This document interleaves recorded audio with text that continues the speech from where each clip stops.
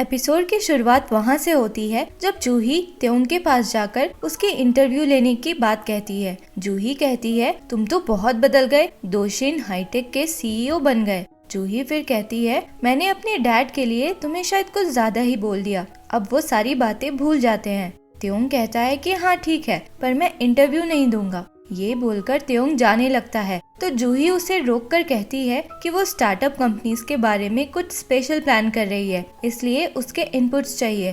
त्योंग फिर भी इंटरेस्ट नहीं लेता तो जूही उसे कन्विंस करने लगती है और अपनी दोस्ती का भी वास्ता देने लगती है। उन दोनों को पता नहीं था, पर योजिन भी त्योंग को कॉन्ग्रेचुलेट करने आई थी और दोनों की बातें सुन रही थी। योजिन फिर पास आकर कहती है कि त्योंग ने जब ऑलरेडी मना कर दिया तो तुम बार बार क्यों पूछ रही हो, कोई और देखेगा तो सोचेगा कि तुम फ्लर्ट कर रही हो। त्योंग और योजिन फिर वहाँ से चले जाते हैं। दूसरी तरफ हम डोंगक्यूंग को देखते हैं जो स्योंगच्यूंग और अपने एक और दोस्त के साथ ड्रिंक कर रहा था क्योंकि वो बहुत दुखी था कि त्योंग ने उसका यूज किया। वो बताता है कि उसने जूही को बता दिया है कि त्योंग ने दोशिन हाईटेक के शेयर्स खरीदने के लिए स्टॉक प्राइसेस को मैनिपुलेट किया था और इसलिए जूही उसके इंटरव्यू लेना चाहती है। इधर स्योंगच्यूंग के डैड किसी काम से उसके रूम जाते हैं तो उन्हें वो नोटबुक मिलता है जिसमें स्योंगच्यूंग ने गोल्डन स्पून के बारे में पूरी डिटेल्स लिखा हुआ था, पर उन्हें लगता है कि गरीबी के कारण स्योंगच्यूंग इतना परेशान हो गया है कि ऐसी स्टोरी इमेजिन कर रहा है। अगले सीन में हम प्रेसिडेंट हुएंग को देखते हैं जो जुनते से कहते हैं कि तुम्हारी करप्शन वाली बात सामने नहीं आएगी, सबसे ये कह दिया जाएगा कि पर्सनल रीजंस की वजह से तुमने रिजाइन किया। फिर वो जुनते को धमकाते हुए कहते हैं कि तुम्हारी हिम्मत कैसे हुई मेरे पैसे चुराने की, जो कुछ भी तुमने लिया है मुझे सब वापस चाहिए। फिर वो जुनते से कहते हैं कि वो अंडरग्राउंड हो जाए कुछ समय के लिए। इधर जूही त्योंग के घर जाकर उसके स्टेप मॉम से रिक्वेस्ट करती है कि वो उसे इंटरव्यू देने के लिए कन्विंस करे, पर वापस जाते हुए जूही बाथरूम के बहाने से त्योंग के रूम चली जाती है। वो उसके रूम में एविडेंस ढूंढने लगती है जिससे ये प्रूफ हो पाए कि उसने ही उसके डैड का मर्डर किया था। उसे त्योंग का लॉकर दिखता है जो कि पासवर्ड प्रोटेक्टेड था। त्योंग दोशिन हाईटेक में एज अ सीईओ ज्वाइन कर चुका था। वहाँ सीनियर एम्प्लॉइज की सैलरी लगभग बिलियन वोन थी और नए ज्वाइनीज की 40 मिलियन वोन। तो वो कहता है कि वो चूंकि खुद भी नया है तो वो 40 मिलियन वोन की सैलरी से ही शुरुआत करेगा। त्योंग बाद में अकेले में मुनकी से कहता है कि अभी तो लड़ाई शुरू हुई है, अभी तो मुझे अपने डैड को भी हराना है। नेक्स्ट सीन में हम त्योंग और यूजिन की फैमिलीज को साथ में डिनर करते देखते हैं। वो लोग दोनों की शादी की बात डिस्कस कर रहे थे तो त्योंग की स्टेप मॉम यूजिन के डैड के इंसल्ट करती है और कहती है कि पता नहीं त्योंग यूजिन से शादी क्यों करना चाहता है, तुम लोग तो हमारे लेवल के हो ही नहीं। तो त्योंग यूजिन को डिफेंड करता है और कहता है कि पिछले 10 साल में यूजिन ने उसे बहुत हेल्प और सपोर्ट किया है और इससे बढ़ के कोई रीजन नहीं हो सकता शादी के लिए। यूजिन त्योंग की बात से बहुत खुश होती है और बाद में खुशी जताती है तो त्योंग कहता है कि हम अच्छे बिजनेस पार्टनर्स हैं, उससे ज्यादा कुछ नहीं। तुमने प्रॉमिस किया था हेल्प करने का और तुमने वो किया, तो मुझे भी अपना प्रॉमिस पूरा करना ही चाहिए। यूजिन बाद में त्योंग यानी असली स्योंगच्यूंग की बात याद करके सोचती है कि स्योंगच्यूंग तुम्हें बिहेव करना चाहिए, तुम्हें गोल्डन स्पून का आखिरी रूल नहीं पता है। यूजिन याद करती है कि कुछ साल पहले उसने ग्रैनी से जाकर कहा था कि वो हमेशा यूजिन बनकर ही रहना चाहती है, तो ग्रैनी ने उसे गोल्डन स्पून का आखिरी रूल बताया था कि अगर कोई तुम्हारे गोल्डन स्पून से खाता है तो उसे उसके ओनर की सारी मेमोरीज मिल जाएंगी, इसलिए स्पून को सेफ रखना बहुत जरूरी है। दूसरी तरफ हम जूही को देखते हैं जिसने त्योंग को अपने ही ऑफिस में एडिटिंग का काम दिलवाया था जो वो सही से कर नहीं पा रहा था। तभी उसकी एक कलीग भागती हुई आकर बताती है कि हुएंग त्योंग उससे मिलने आया है। त्योंग के वेलकम के लिए डीएसटीवी के सीईओ से लेकर सारे एम्प्लॉइज बाहर आ जाते हैं। त्योंग सीधा जूही के पास जाता है और ये कहता है कि वो इंटरव्यू देने के लिए रेडी है। त्योंग से पूछा जाता है कि उसने तो मना कर दिया था, फिर माइंड कैसे चेंज कर लिया। तो त्योंग कहता है कि जूही उसके इंटरव्यू के लिए इतनी मेहनत कर रही है तो वो भी जानना चाहता है कि आखिर जूही उससे क्या पूछना चाहती है। त्योंग वापस लौट रहा था तो जूही बस स्टॉप पे बाकी लोगों के साथ खड़ी थी। त्योंग बस उसे देखा ही जा रहा था तो जूही की नजर भी उस पे पड़ती है। तभी स्योंगच्यूंग जूही को इशारा करता है पर उसे त्योंग की तरफ देखता देख थोड़ा मायूस हो जाता है। नेक्स्ट सीन में हम जुनते को देखते हैं जो एमिकस के किसी पार्टी में गया था। वहाँ सियोंगवोन उसका मजाक बनाकर फ्री में ड्रिंक ऑफर करता है तो जुनते ड्रिंक पीकर उसके सिर में ग्लास फोड़ देता है और बाहर निकल जाता है। बाहर उसे त्योंग मिलता है तो वो कहता है कि तुम मेरे पोजीशंस के पीछे पड़े थे क्या, पहले दोशिन हाईटेक का सीईओ और अब एमिकस का प्रेसिडेंट, पर ये भूलना मत कि तुम एक मर्डरर हो। तो त्योंग कहता है कि मर्डरर मैं नहीं तुम हो, 16 साल पहले स्कूल शूटिंग इंसिडेंट का कल्प्रिट मैं नहीं तुम हो। जुनते प्रूफ की बात कहता है तो त्योंग कहता है कि उसे सब कुछ याद आ गया कि उसने स्माइल टी शर्ट पहनकर बच्चों को शूट किया था। प्रेसिडेंट हुआंग अपने ऑफिस में मीटिंग के बीच में थे, तभी उनकी वाइफ योंगशिन वहाँ गुस्से में आती है और कहती है कि उसे प्रेसिडेंट हुआंग से जरूरी बात करनी है अभी के अभी। वो फिर धमकी देकर कहती है कि अगर तुम नहीं चाहते कि मैं अपने सारे शेयर्स जमा करके तुम्हारे हर रास्ते में रुकावट बनूं, तो मेरे जुनते को एक और मौका दे दो। प्रेसिडेंट हुआंग कहते हैं कि मैं ऐसा क्यों करूं, क्योंकि जुनते तुम्हारा भाई नहीं बल्कि बेटा है, इसलिए। ये सुनकर योंगशिन के चेहरे का रंग उड़ जाता है, जिससे ये समझ आ जाता है कि प्रेसिडेंट हुआंग ने सच कहा है। दूसरी तरफ हम त्योंग यानी असली सियोंगचुंग को मुनकी के साथ देखते हैं, जो एक ड्राइंग बुक देखकर कहता है कि अच्छा हुआ मुझे ये पता चल गया कि जुनते का निकनेम मिस्टर स्माइल है, वरना ये कभी समझ नहीं आता कि असली कल्प्रिट कौन है। दोनों की बात से ये पता चलता है कि जिसने ड्राइंग्स बनाया था वो इकलौता विटनेस था जो कि अब मर चुका है।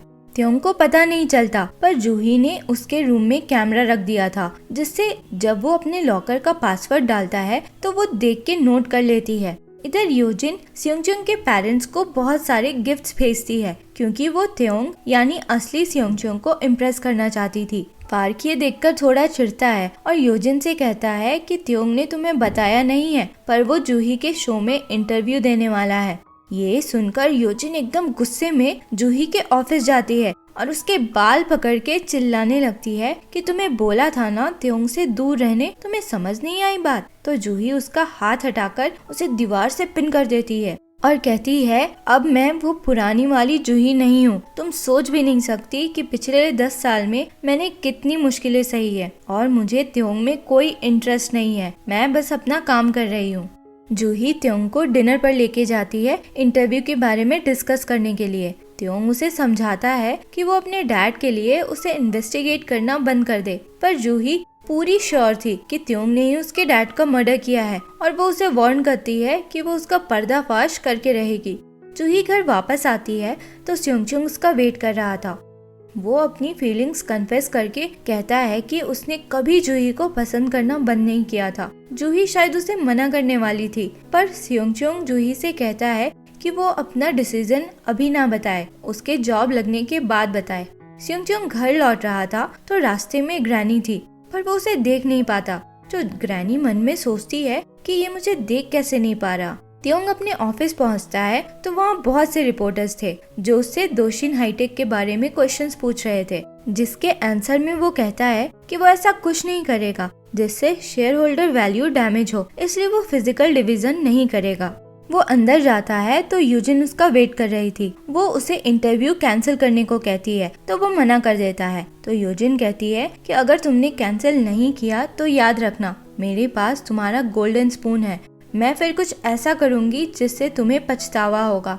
इधर प्रेसिडेंट हुआंग को पता चलता है कि त्योंग ने रिपोर्टर से फिजिकल डिवीजन ना करने की बात कही है, तो वो चिढ़ जाते हैं और त्योंग को बुलवाते हैं, पर उन्हें बताया जाता है कि त्योंग ने आने से मना कर दिया है, ये कहकर कि उसका इम्पोर्टेंट अपॉइंटमेंट है। दूसरी तरफ त्योंग सियोंगचुंग को लेकर एलेक्स पू के रेस्टोरेंट जाता है। एलेक्स पू ये जानकर कि दोनों दोस्त हैं बहुत हैरान होता है और सोचता है कि बहुत अजीब बात है कि वो लड़का जिसके पास पैसे आ ही नहीं पाते, उसका दोस्त वो है जिसके पास पैसे आना रुकता ही नहीं है। त्योंग सियोंगचुंग को दोशिन ग्रुप के एक कंपनी में जॉब ऑफर करता है तो वो मना कर देता है, ये कहकर कि ऑलरेडी उसने सियोंगवून के केस में उसकी हेल्प की है और उसे और हेल्प नहीं चाहिए।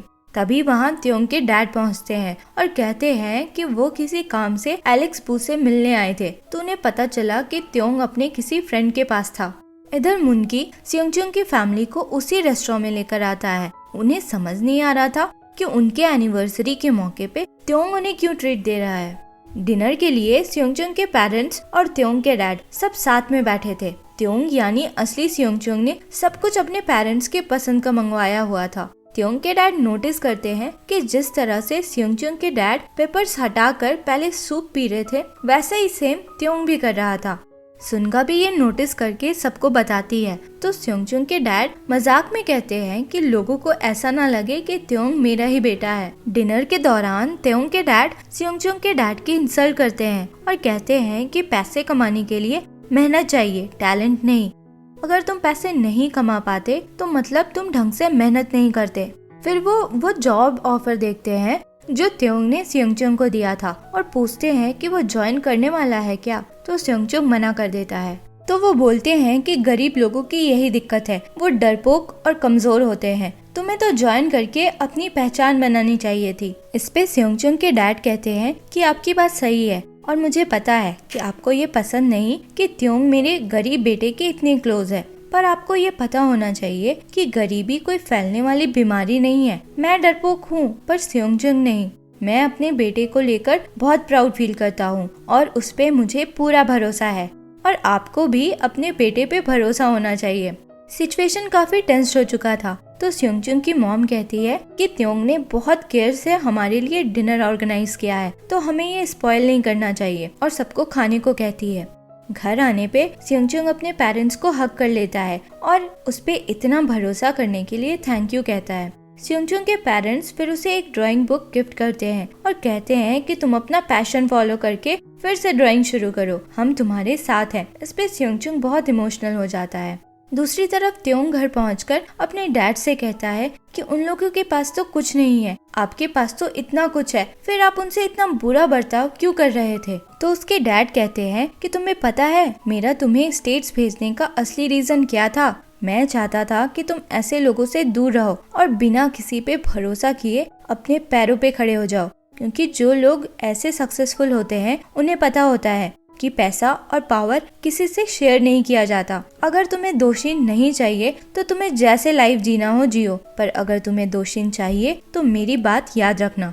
फिर कहते हैं कि मुझे तो समझ नहीं आता कि तुम उनकी इतनी केयर क्यों करते हो। तो त्योंग कहता है क्योंकि मैं जेलस फील करता हूँ स्योंगचुंग से, जिसके पास माँ बाप बहन सब लोग हैं जो उससे इतना प्यार करते हैं और उस पे भरोसा करते हैं। त्योंग की स्टेप मॉम आकर अपने हस्बैंड से रिक्वेस्ट करती है कि वो जुनते को ना बताए कि वही उसकी मॉम है, तो वो कहते हैं कि वो बताने की सोच भी नहीं रहे थे। यंगशन फिर पूछती है कि तुम जानना नहीं चाहते कि जुनते के डैड कौन है, तो वो बोलते हैं कि उन्हें कोई इंटरेस्ट नहीं है और चले जाते हैं। यंगशन खुद में कहती है कि तुम कभी ना जान पाओ तो ही तुम्हारे लिए अच्छा होगा। अगले सीन में हम देखते हैं कि जूही ने त्योंग को कन्विंस कर लिया था कि इंटरव्यू उसके घर से ही करे, जिससे उसका बॉस काफी खुश था। इंटरव्यू सेटअप के दौरान जब जूही का बॉस त्योंग से बात कर रहा था, तो जूही मौका देखकर उसके कमरे में चली जाती है। इधर योजिन को पार्क त्योंग की पिक्चर्स भेजकर बताता है कि त्योंग इंटरव्यू दे रहा है, तो वो सोचती है कि तुमने मेरी बात नहीं मानी ना, तो अब तुम देखना कि मैं क्या करती हूँ।